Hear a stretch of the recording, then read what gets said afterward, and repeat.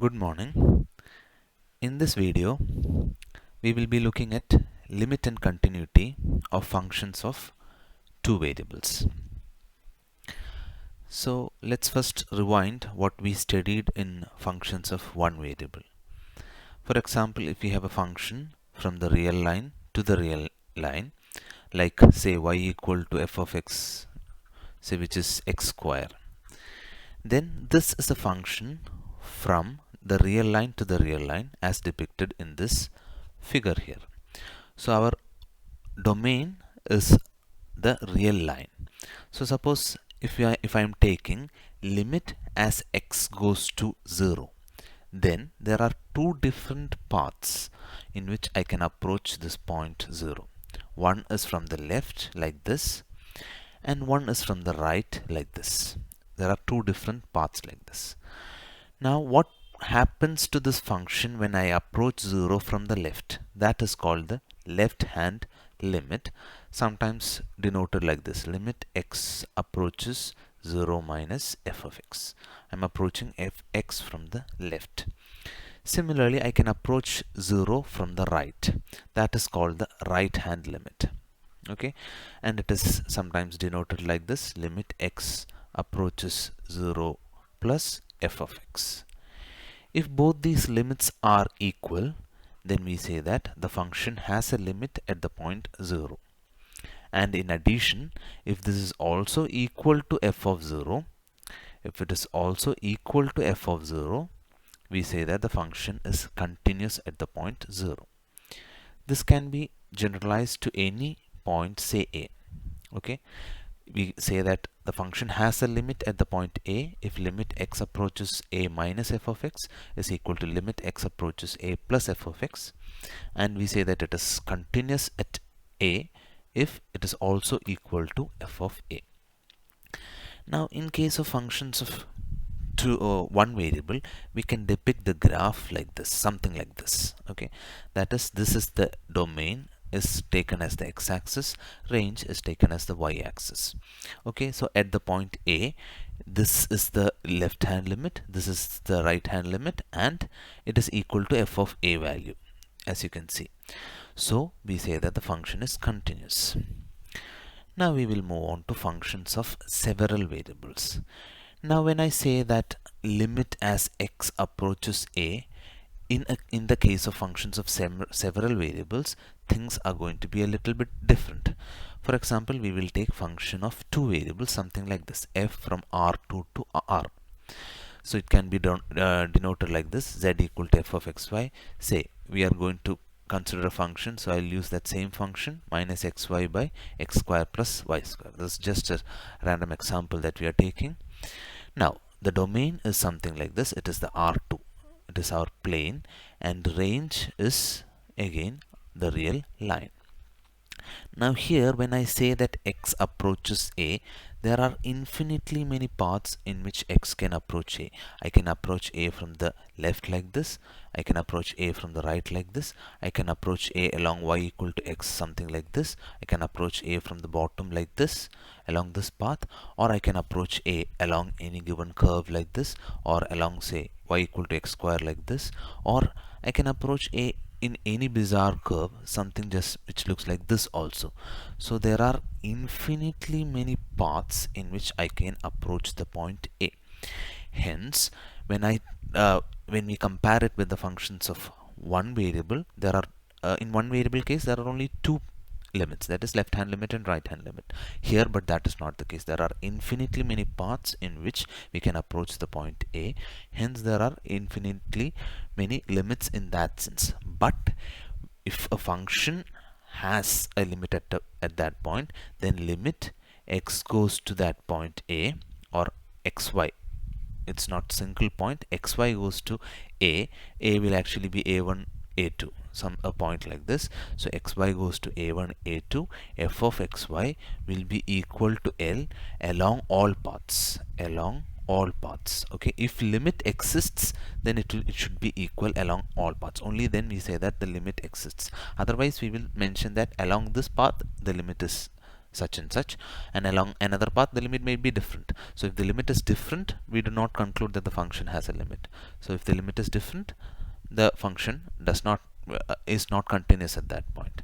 But if the limit is same along all paths, then the function, and if it is equal to the function value also, then we say that the function is continuous at that point. So we will elaborate that a little bit more using an example. Okay, let's just consider this example, minus xy by x square plus y square.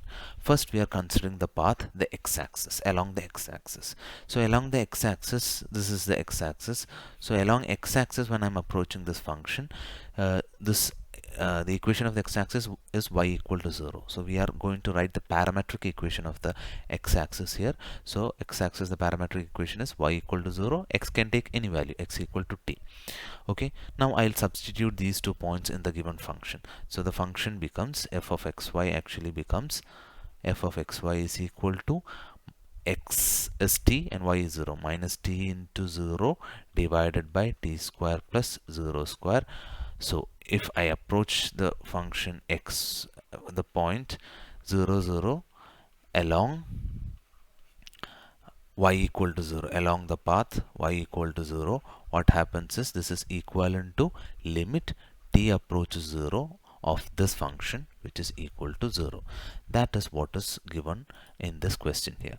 F of xy is minus xy by x square plus y square. Find this limit along the x-axis. So along the x-axis, the parametric equations are x equal to t and y equal to 0, with 0 0 corresponding to t equal to 0. So limit xy goes to 0 0 along y equal to 0 of the function f of xy is equivalent to something like this. Limit t goes to 0, so minus 0 by t square. So limit t goes to 0 0 is equal to 0. Okay, so we are in this question we are actually trying to find the limit along different paths at the point 0 0. We are trying to find the limit at the point 0 0. Okay, now we will take the second case, that is the y-axis. Okay, the second part, the y-axis. So we'll just see what happens when we do it along the y-axis. Okay, so along the y-axis, what happens is the y-axis, equation of the y-axis is x equal to 0. So y takes any value, y equal to t. Now if I look at that function, f of xy will become minus xy by x square plus y square. That function reduces to minus 0 into t by 0 square plus t square. So when I take limit xy approaches 0 0, okay, will along this y-axis, is equal to, say, limit t approaches 0 of 0 by t square, which is equal to 0. So along this path also limit is 0. Now we will consider the other paths, that is question number C is along the line y equal to x, D is along the line y equal to minus x, E is along the parabola y equal to x square, and we are trying to find the limit at the point 0 0. Okay, now we will consider the third case, along y equal to x. Okay, so along y equal to x, if I write the parametric equation, suppose if I write x equal to t, then y is also equal to t. So the function given with us is minus xy by x square plus y square. That will actually reduce to, say, minus t into t divided by t square plus t square. So I am finding the limit as xy approaches 0 0 of this function along y equal to x.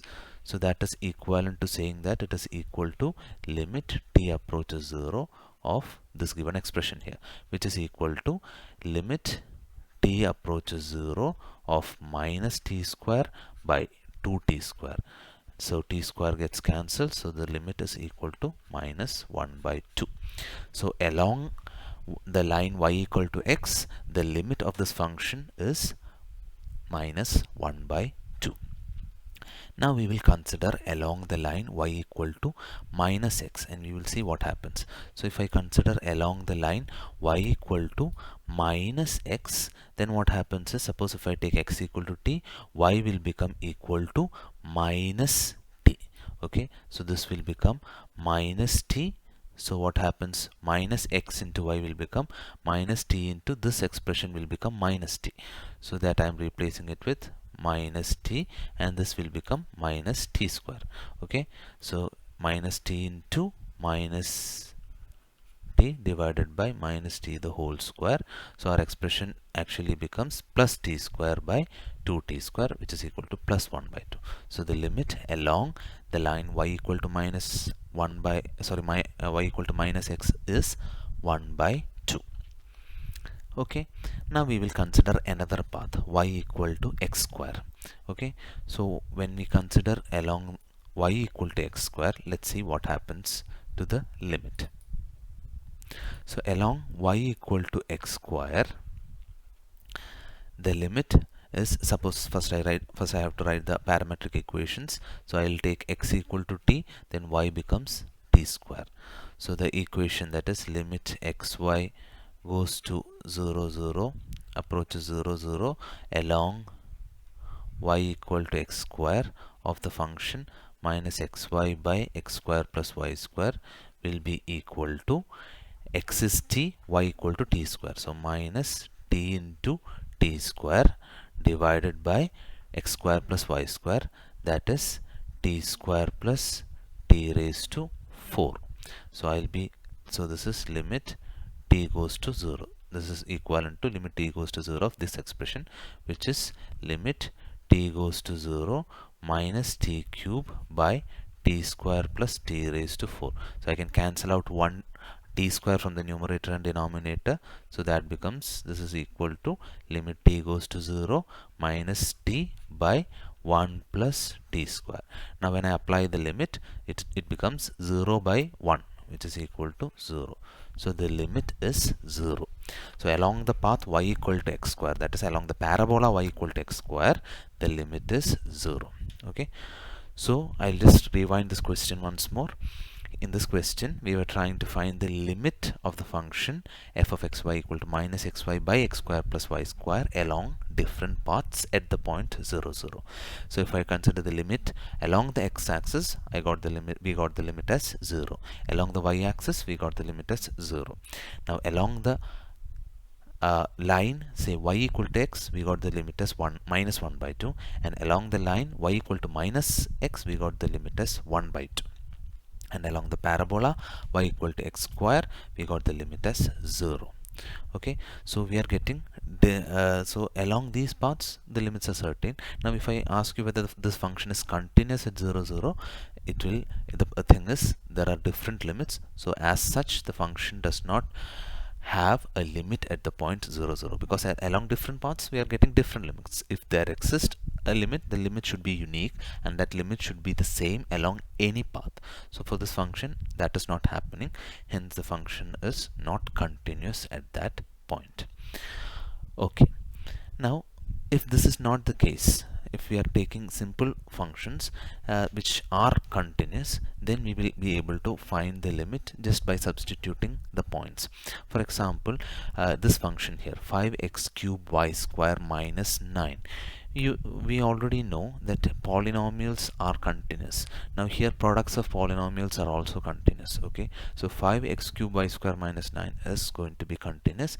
Now if I have to find limit xy approaches 1 4 of this function, I just have to substitute x equal to 1 and y equal to 4 in this expression to find the limit, because it is continuous. It is, the previous question was a rational function. Okay, so x square plus y square was there in the denominator, so it had a possibility of not being continuous. Okay, now this is just a product of polynomials, so it is going to be continuous. So we can just directly find the limit like this, xy approaches 1 4. So I'm going to substitute x is equal to 1 and y equal to 4, hence the limit will come out to be 71. Okay, here what we are doing is we are actually splitting this into two terms. X cube is the first term, y square is the second term. So limit as xy approaches 1 4 of x and limit xy approaches 1 4 of y. So here when I'm substituting x equal to 1, I'm getting 1 cube. Here when I'm substituting y equal to 4, I'm getting 4 square. So 16 into 5 minus 9, which is 71. Okay, so this example 3 is just an we are making this illustration that this function, the first function that we discussed, does not have a limit.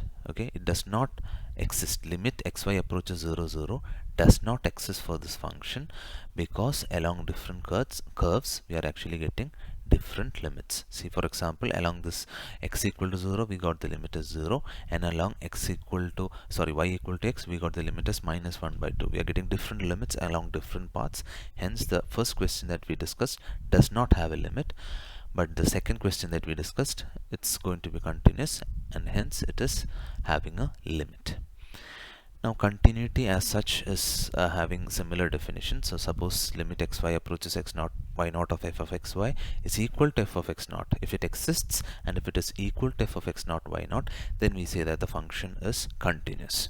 Okay, now how to prove whether a function has a limit at a given point and how to prove whether a function is continuous, those concepts are little more than what the syllabus allows. Okay, they are topics of advanced calculus, so we are not going to actually prove that a function is continuous as such. We'll just be making use of continuous functions in this course. Now there are some ways in which we can recognize whether a function is continuous. These are some of the ways. That is, a composition of continuous functions is continuous. Okay, so for example, if I have, say, sine is continuous and I know x square is continuous, so sine of x square is going to be continuous. Now some difference or product of continuous functions is going to be continuous. This is what we used in this previous question, example 2. Okay, x cube is continuous, y square is continuous because they are polynomials. We know they are continuous, so product of them is going to be continuous. Now 5 into x cube y square, they are product of continuous functions, so they are continuous. Now minus 9, so sum or difference of continuous functions is again going to be continuous. Hence 5x cube y square minus 9 is continuous. A quotient, third point, is a quotient of continuous function is continuous except where the denominator is 0. Okay, so that is what we are going to look at the first case. Here we are having a quotient of two functions. That is, first numerator we have xy, denominator we have x square plus y square. Xy, if I ask you whether xy is continuous, it is continuous. X is a polynomial, y is a polynomial, x into y is continuous. Now denominator we have x square plus y square. X square is a polynomial, y square is a polynomial, x square plus y square is continuous. So but when we are taking quotient of two continuous functions, it is continuous at all points except where the denominator becomes 0. So here if I take x square plus y square equal to 0, so at all points where x square plus y square is equal to 0, the function is not going to be continuous, otherwise it is continuous. Now product of two positive numbers, so x square plus y square equal to 0 means we are taking product of two positive numbers, so the only possibility is x equal to 0, y equal to 0. So except at 0 0, at all other points this function is going to be continuous. At 0 0 the function is not continuous because the denominator becomes 0. Okay, now we will make use of these some of these ways to recognize a continuous function to determine whether these are continuous. So 3x square y raised to 5, is it continuous? Yes, it is continuous because it is product of continuous functions.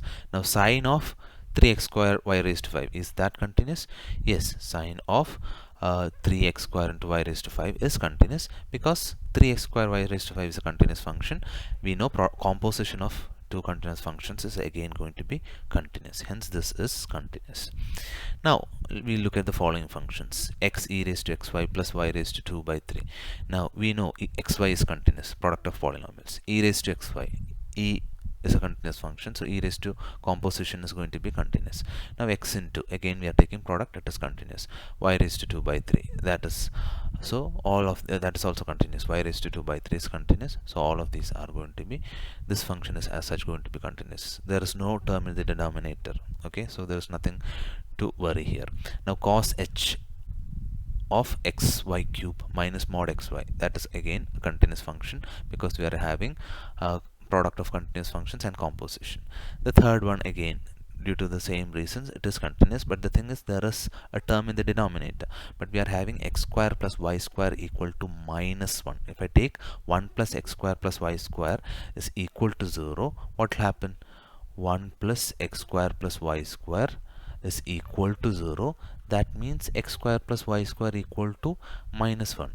So the thing is, there are no real values of x and y which satisfies this equation. Okay, x square and y square, if I add two positive numbers, will I get a negative number? No, I will not get a negative number.